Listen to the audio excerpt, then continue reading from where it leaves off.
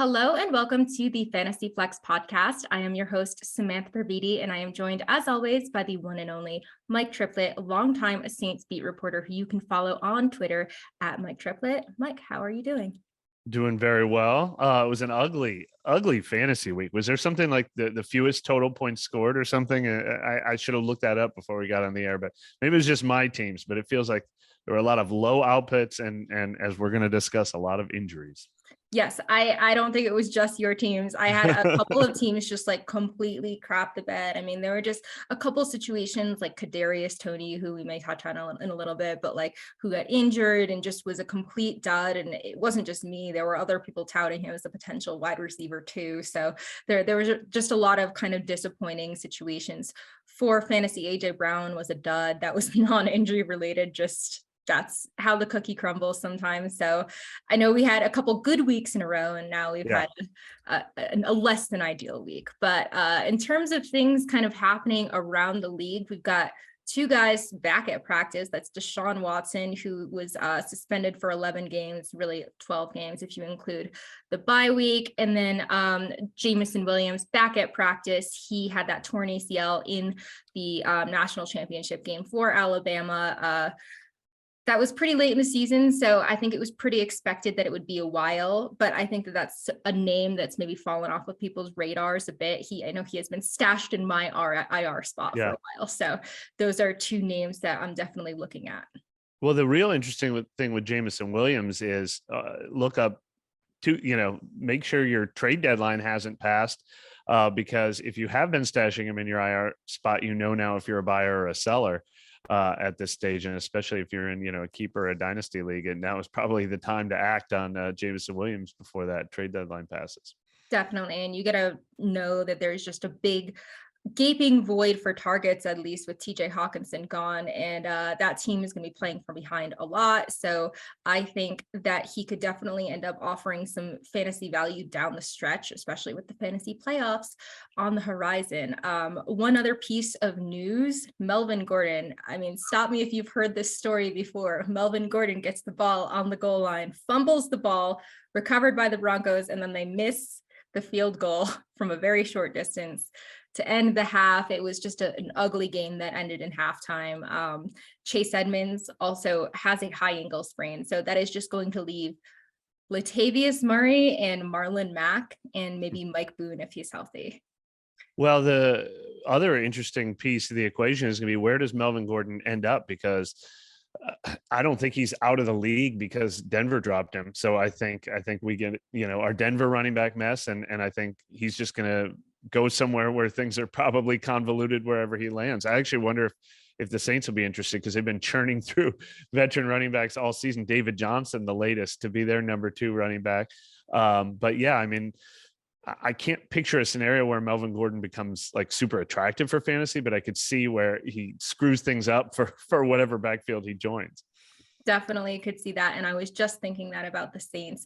I don't know who else would maybe be in the market, but there are a lot of places that have like a whole bunch of mediocre guys, which is probably the more likely scenario for where he ends up. So that's just something definitely worth monitoring.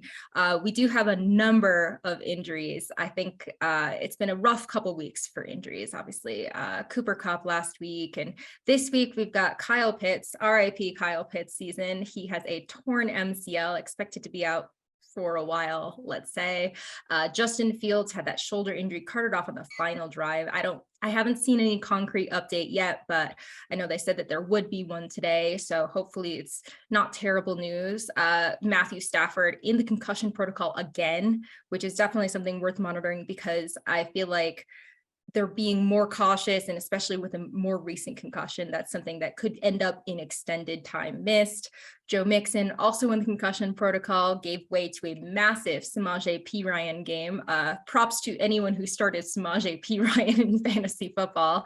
Mike Williams re-aggravated an ankle injury. We've got Wan'Dale Robinson out for the year with a torn ACL. Any of these particularly stand out for you for fantasy implications? Well, we've discussed Kyle Pitts so many times. He's my personal nemesis. I guess this is probably a blessing, but he just makes me, so mad that I didn't move on to a Pat Fryermuth or something earlier this season when I had the chance. And now I am just going to spend the rest of my season, going from Logan Thomas to Kate Otten to Greg Juwan Dulcich Johnson? each week, and always, Jawan Johnson, and I'm sure that I will make the wrong choice every week. I've tried to. The only thing I liked about Kyle Pitts is that I said, "Darn it, I'm sticking with him, and I don't care what I'm missing out on."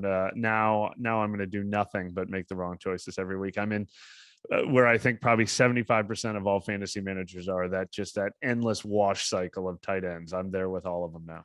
It is so lean out there. Like, if you don't have Travis Kelce, it's been really bad. Like, Darren Waller's injured. Mark Andrews has been up and down. I mean, he's also been dealing with injuries as well. And that's like kind of the short list of guys that you've been able to really rely on. I mean, the thing is what happens is the nature of the position is it's kind of touchdown dependent, right? And you get guys like Cole Kmet who pop off, and then everyone goes all in on Cole Kmet. Hello, that's me. And of course, he was a complete dud last week. So I have a question for you though. So I tweeted this out last night, right at, while knowing what I'm about to do at tight end with all these, not that Kyle Pitts was doing any good for me.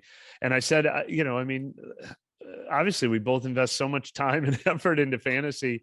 Like, are we idiots for just not drafting Travis Kelce in the first round every year? I mean, is there anyone who's done that, even if it was like the 5th overall pick in a fantasy draft, and regretted it in any of the last 6 years? I mean, is that the way to go? Is that the lesson we've learned this season? It may be. I mean, I will say N equals 1 here, but I did draft him in one league last year and I did win the league. I drafted there you go. 6 overall. And believe me, the backlash that I got from that was pretty bad. It was like 6 or 7, something like that, like the middle of the draft. And I wanted to kind of diversify my draft strategy because I usually go pretty running back heavy early, but I think I had missed out on like all the guys that I wanted. And I was like, I'll try this, very like hero tight end kind of strategy. And of course it worked out. So to your point, yeah, I mean, Travis Kelce, he's just a machine and there's no one more reliable at the position or really at any position, think about it, like, than him. And he's really the focal point of that Chiefs offense that has been like, it seems to produce points, but not consistently from any one party except for Travis Kelce. Yeah, exactly. And just, I mean, the math might not support it, but just the angst that you remove from yourself, you're just like, well, I know who I'm starting at tight end this week, but it just makes you a happier person, I assume. Definitely. Though, I feel like Mark Andrews drafters probably felt like they were going to have that peace of mind all year, and maybe to an extent like Darren Waller drafters or George Kittle drafters, and they have had their share of problems, of course. So it is sometimes a crapshoot, but yes, Travis Kelce, steady Eddie at the position. Couple other things worth monitoring. We've got Leonard Fournette, who did not play this week due to the bye, but he had a hip injury last week, which gave way to a big Rachaad White game. Clyde Edwards-Helaire dealing with an ankle injury. Kadarius Toney had that hamstring injury. Michael Carter has a chest injury. We mentioned Chase Edmonds, and then Jaylen Warren has a hamstring injury. So it was pretty brutal. A lot of guys kind of across the spectrum in terms of like fantasy relevance, all getting hurt this week. Well, I think you probably should put up a graphic or something because there's like 14 names on the list of injuries.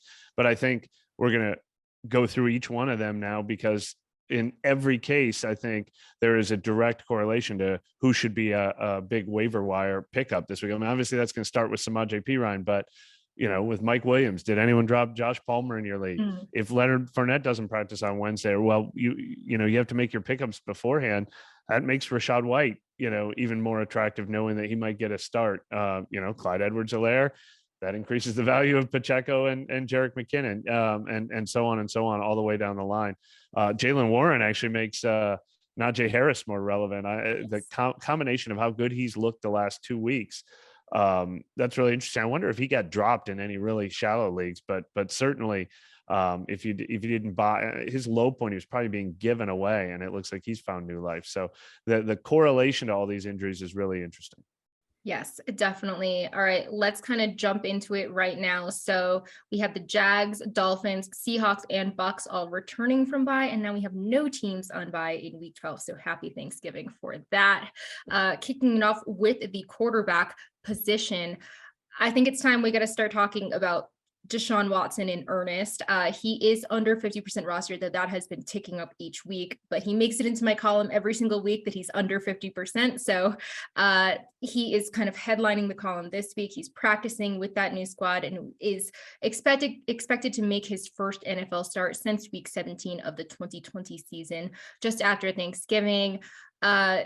He has been permitted to attend meetings and train in the facility already, though. So I think that I would expect there to be a little bit of rust, but I have to assume that he's going to put up at least top 12 numbers in this system. I mean, Jacoby Brissett's actually been serviceable, and it's the offense isn't the problem. It's the defense for the Browns. So I actually think that this is just going to boost all those guys' values, and he will definitely be someone that should be on your radar if you're lean at quarterback. Like say you draft, okay, I drafted Trey Lance in one league, and I have just been putting it together with like spit and glue, basically waiting for Deshaun Watson to come back. So hopefully he can help me with my my playoff run. Well, and hopefully there's not, people who finally solved all their problems by landing on Justin Fields and they're right back in it. Yeah.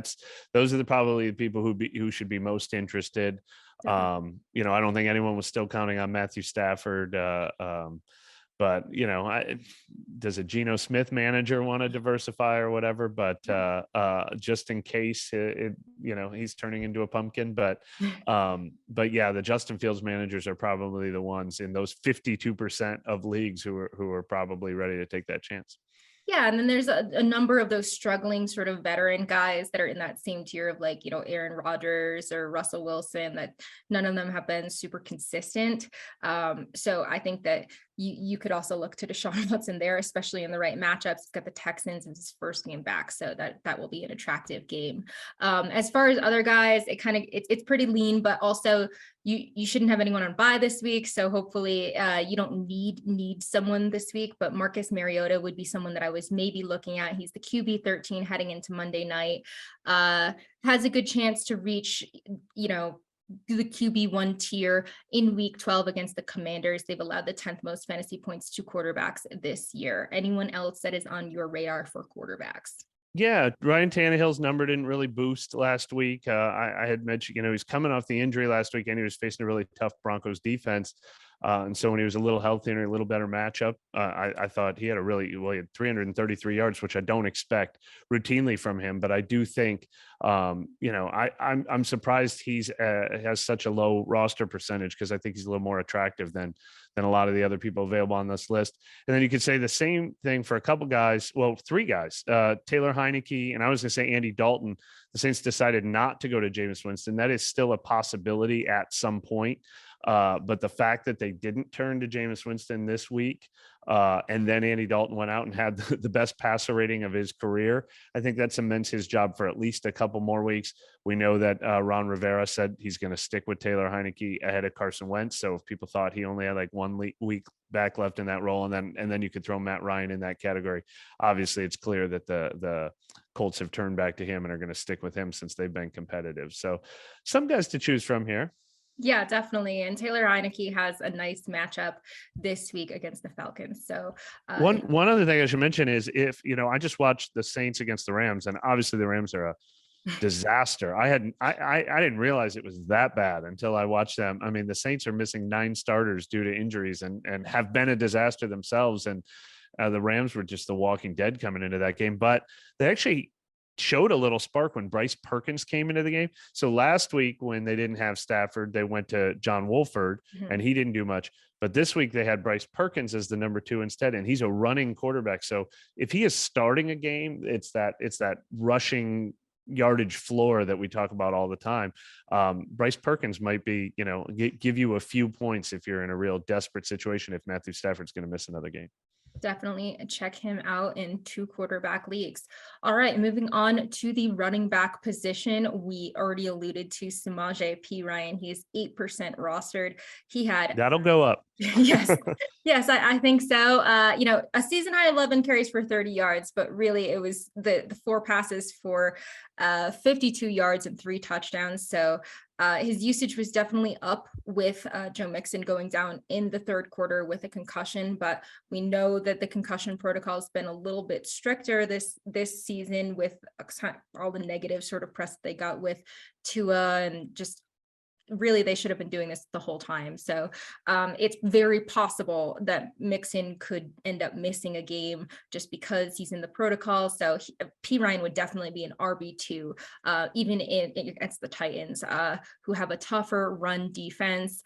Someone else who definitely needs to be at the top of this list, we already talked about him a little bit, is Latavius Murray, 23% rostered. I mean, he led the backfield, 17 carries for 49 yards and a touchdown, also caught 4 passes for 23 yards, currently the RB 11 in half PPR. I mean, Gordon's waived, Edmonds is out, so I'm just going to assume that Latavius Murray is going to be the guy. They take on the Panthers next week, whose defense ranks 23rd in rush DVOA and has allowed the 5th most fantasy points to running backs. So I definitely like him as an immediate term type guy, and potentially just, the rest of the season, assuming they don't really add someone significant. And then the last name I will mention is James Cook. We've kind of talked about him a lot just as an exciting type rookie on an exciting offense. He hasn't been super stellar, but I mean, he did have 18 carries for 86 yards. Pretty much the same stat line that Devin Singletary had. He just had the touchdown. So I think that he should have a pretty nice game against the Lions next week, who have a terrible defense on both the ground and through the air. I'm a little scared of investing heavily in James Cook. I mean, obviously he's a good guy to take a flyer on if you've just got the extra bench spot, but didn't this team just trade for Nyheim Hines 2 weeks ago? I have no idea what their plan was for Nyheim Hines. James Cook's role has increased since they made that trade. I have no idea how that worked out. But his snap count actually didn't go up that high, and I think Nyheim Hines's did. So I just don't know that this was the signal that this is going to be his new role. So I'd just say proceed with caution, but obviously with a rookie running back with as much potential as him, sure, you'd like to take a flyer there. But I think Samaje Perine is even a better reminder that now that everyone has survived the binado of week 11, if you picked up an extra defense, or if you have these replacements that you can now get rid of, it's a time to load up on the Samaje Perines, the Dontrell Hilliards, the Rashad Whites, certainly Alexander Madison if he's available, but anyone who would become like a full-on RB1 with a major workload if the person in front of them got injured. That's definitely what you should do with those bench spots now. If you just know you're never going to use Zay Jones anymore, yes, because you don't need him as a bye week replacement. If you should have done that already with someone like Samaje Perine, and you beat everybody to the rush this week. And yeah, I've been hesitant to recommend Latavius Murray, but he's got that backfield to himself for now, and even if they do bring in someone in a pass catching role, he's going to be the guy that at least is going to get the volume and the touchdown opportunities. And I can't remember, I should have looked this up for sure. I don't know if Gus Edwards climbed above the 50% threshold last week, but then he was ruled out again. Mm-hmm. So it's possible that people have been dropping him and just giving up on him. But the fact that Kenyon Drake did very little, I still keep thinking Gus Edwards has the chance to be a guy who becomes an RB1 who only has probably about 50% rostership right now. So he's another one I would probably add to this list.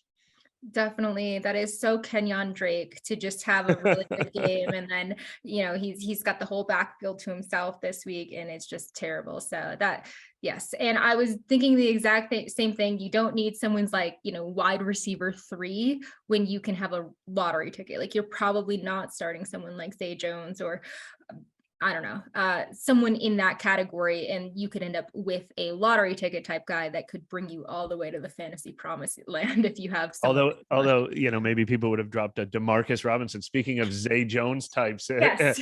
What a And if great you dropped segue, Demarcus Mike. Robinson last week to pick up a lottery ticket running back, well, then you would have been like, why did I listen to Mike Triplett? Well, yeah. So what a great segue into our wide receiver position. Headlining the column is going to be Demarcus Robinson, 5% rostered. So just an absolute monster game in what was otherwise a snooze fest. 13-3 win over the Panthers. Caught all 9 of his targets for 128 yards. Currently the wide receiver 7.5 PPR with 1 game left to play. Devin Duvernay was held to 1 catch for 3 yards in the effort. So I mean, this wide receiver 1 position is just wide open with Rashad Bateman out for the year. So they could definitely use some depth there. So if Demarcus Robinson ends up kind of emerging as that guy, I mean, it certainly could happen. They've got the Jags next, who rank 30th in pass defense according to DVOA. So that could definitely be an opportunity for Demarcus Robinson to emerge. Some other names that I like Donovan Peoples-Jones. He's 45% rostered. I actually shied away from him this week because he was going up against the Bills. Still did phenomenal, caught 5 of 6 for 61 yards and a touchdown. He's the wide receiver 10 right now. This is his 5th game in the last 7 with double-digit fantasy points. And I think his stock can only go up from here once Watson comes back. So it's definitely, he's definitely someone that I would really look at as the number 2 behind Amari Cooper. And then some other guys, we mentioned Jameson Williams, he's 22% rostered. So pick him up if you have like an IR spot. I think there's no guarantee that he'll be back, like, in a week or 2, but certainly it's a good sign that he is practicing. And Sky Moore and Justin Watson. This wide receiver core for the Chiefs is pretty decimated with injuries. We've got Juju out, Mecole Hardman on injured reserve, and potentially Kadarius Toney dealing with an injury, which who could have predicted that, right? But Sky Moore certainly was a name going into the season that a lot of people liked because of the favorable landing spot. He's been dropped by almost everyone. He's only 6% rostered right now because he hasn't done anything all season, but opportunity could have presented itself here. So he caught 5 of 6 for 63 yards. So I like him. Anyone stand out to you, Mike? The biggest standout on this list to me was Jameson Williams at 22%. That really surprised me, man. I guess a lot of leagues don't have IR spots, but I would have thought it was way higher. Just people holding on to him and hoping for something at the end of the year. But I think that is going to skyrocket with the news that he's back at practice. You're right about Peoples-Jones with Deshaun Watson coming back, he can only get better. I mean, Darius Slayton's not on this list. I assume he a little over 50%. He's like 51%. So yeah, but check if he's available. Because with the injury to Wan'Dale Robinson, even when Wan'Dale Robinson had the 100-yard game, Darius Slayton was still producing in this last game. He's the one that you can't believe he's consistently done it over and over again, but there's no reason to stop believing now with Robinson. And look what the Detroit Lions did in that game. They said, we are going to shut down Saquon Barkley and make you throw. And Daniel Jones did. He threw for like 340 yards in the game, but that was the winning formula for the Lions. So I expect that's what every team's going to do against the Giants is say, fine, you can throw for 300 yards against us. We're not going to let Saquon Barkley beat us. So that's a really good investment. Paris Campbell's still on there. I actually chose Paris Campbell ahead of Christian Watson last week in a couple of leagues. He didn't get in the end zone, but the volume is still there. He's still got like 12 PPR points. I don't think that's going to go away. Chucking it a lot, man. Yeah, that's what he does. He throws those short passes to Paris Campbell. That's not going to stop. Jarvis Landry for the Saints. I wouldn't be like overly excited about him, but he is without question their number 2 receiver. Now, Jawan Johnson, who we're going to talk about in the tight ends, has become such a red zone go-to guy for them that probably diminishes Jarvis Landry's value a little bit. But he's very much, if people just look at his stat line for the year, they might forget that he missed, 6 games with an injury, but he's healthy now and he's a number 2 receiver, and that's not going to change. I can't remember if you mentioned Treylon Burks, obviously an exciting guy who had kind of a breakout performance. Injuries were holding him back, and a rookie who could, frankly, he could have the same finish to the season as Jameson Williams. Definitely. Yeah. And I want just a couple things I'll add about Jameson Williams. I mean, he was injured, like I said, in the final game that Alabama played, but he has absolutely sky high potential, Yeah. estimated to have 4.3 speed. He obviously did not participate in the combine, but he is definitely a super talented guy. And obviously that was reflected in his draft stock. He was injured and still selected number 12 overall. He had that phenomenal last season for Alabama. Before that, he had played for Ohio State.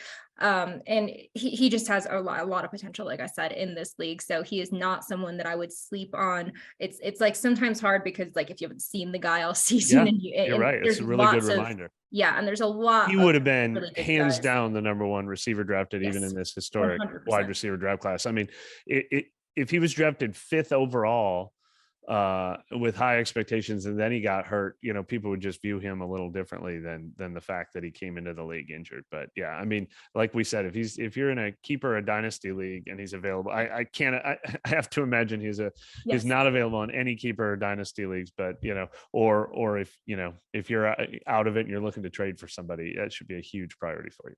You know, I thought about it. I did not do this, but do have a keeper league that I drafted him in, and I only have 2 IR spots, and it's like an IDP league that's super deep. So you actually like you need your bench spots.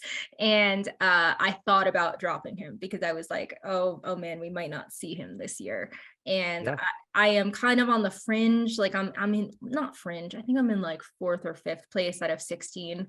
But I could definitely like use another guy that I could potentially play in any week, but maybe Jameson Williams will be back soon. So I'm very glad that I did not end up dropping him. It was just a thought that went through my head. So let us just move on to the tight end position. You already alluded to my top pick here, which is going to be Juwan Johnson. And I'm going to throw in Taysom Hill as well, because Yeah. they are technically both listed as tight ends. So Taysom Hill, I mean, 9 rushes for 52 yards, completes a pass for 14 yards, catches a pass for 8 yards. So that's just normal Taysom Hill things. Juwan Johnson, another very strong game for fantasy, caught 3 of 4 for 47 yards and a touchdown. That's his 3rd touchdown in 3 weeks and 5th in 5 weeks. So I think we have to start taking him seriously as a potential streaming option. As far as some other guys, I mean, it's the tight end position. So Logan Thomas did have an okay day, caught 5 of 6 for 65 yards. Noah Fant is someone that I would put back on people's radar as the Seahawks just had their bye. But, 2 weeks ago, he caught 5 of 6 for 96 yards, and he has been seeing a decent amount of volume. So, I mean, that's definitely worth considering. And then Foster Moreau did not have a good game this week, but it was a tough matchup against the Broncos. And he is going up against the Seahawks next week, whose defense has allowed the most fantasy points to tight ends this year. Do you want to talk to us about Juwan Johnson? Tell everyone what they should do about Juwan Johnson. Well, Juwan Johnson and Taysom Hill, who has now fallen below the 50% threshold, and we might lose subscribers if I recommend Taysom Hill again, because you got burned if you believed it last time. But for those who just look at the stat lines and aren't completely aware of what happened yesterday, so the Saints are a desperate team that flatlined on offense for the last 2 weeks against Baltimore and Pittsburgh, and the season was sort of on the brink. And they came out with a pretty radical, it was almost a 2 quarterback system on their, I think it was their 2nd drive of the game, might've been their 3rd drive of the game. They rotated Andy Dalton and Taysom Hill at quarterback on every play on a touchdown drive. On a scoring drive, might have ended in a field goal, but every other play, it was Dalton Hill, Dalton Hill, Dalton Hill. Taysom Hill played 17 snaps at quarterback in addition to the snaps he played at tight end, and got those 9 carries for 52 yards. Now that was against the Rams, and he gets things like 9 carries for 52 yards when they're winning and they're able to keep running the ball, and he kind of goes away when they're trailing and they're about to play San Francisco and Tampa Bay. So they might not have the luxury of 17 QB snaps for Taysom Hill anymore. But it was a real concerted effort to be like, we have this unicorn on our team and our offense is not doing anything. We need to get Taysom Hill more involved. So he's the one on this list that I'm going to keep trotting out there, just because, yeah, he might have a 4-point game. All these guys might have a 4-point game. He also might have the 24-point game. So that's why I like him. But yeah, right behind him, I would put Juwan Johnson, because what was interesting about him is he has 5 touchdowns in the last 5 games now, but the other 4 all came in the 2-minute hurry up package, either at the end of the fourth quarter when they were coming from behind or right before halftime. This was the first time he caught a touchdown pass just on a standard scoring drive, and he did it in the red zone on what he said was a Michael Thomas play. He's taken over some of the Michael Thomas red zone plays that, shielding the defender off with his big body in the middle of the end zone. Andy Dalton clearly trusts him, and that role has just grown for him. So yeah, that's enough to make him stand out over this group. But one name you didn't mention also is Cade Otton, who's all the way down to 9%, I'm sure, because Tampa Bay is coming off a bye, and there's no reason to save Cade Otton. But I think that's the only reason why he's way below all these other people. I think he was showing as much potential as almost anyone. I mean, Cade Otton and Juwan Johnson are probably a close call, I think, when he comes back from the bye. So he's another guy that shouldn't completely disappear if you're just sort of ranking your list of candidates based on roster percentage. I definitely agree there. And I know we've talked about it ad nauseum. Sometimes it feels like just throwing darts for these tight ends, but at least we have a good number of names to choose from. So hopefully, maybe throwing darts is the answer. Like, so then you won't feel bad. Like, it'd be a fun thing you could do, especially if you have kids. They could print out a picture of each one of these tight ends, and you just like spin a wheel, throw like something that you need some sort of system that makes you not feel bad when you choose wrong, because you are going to choose the wrong one. Absolutely. It's like, I mean, there's just so many players like that are not even at the tight end position. It's like a DJ Moore or something like that you can never really get right. So yes, we will continue to bang our heads against the wall for fantasy football. That will do it for this week's episode of the Fantasy Flex. Mike, can you please remind everyone where they can find your work? Yeah, NewOrleans.football, a subscriber site for the most plugged in diehard Saints fans. I'm really proud of the work we do. So please check it out if you have any interest in Saints football. Yes, and check out mine and Mike's and Sean and Chris's collaborative sort of waiver wire article every week. We all kind of weigh in on the top names every week to help you make those claims on Tuesday night. So thank you everyone so much for joining, and do not forget to email those mailbag questions to mailbag@actionnetwork.com, and we will see you guys next week.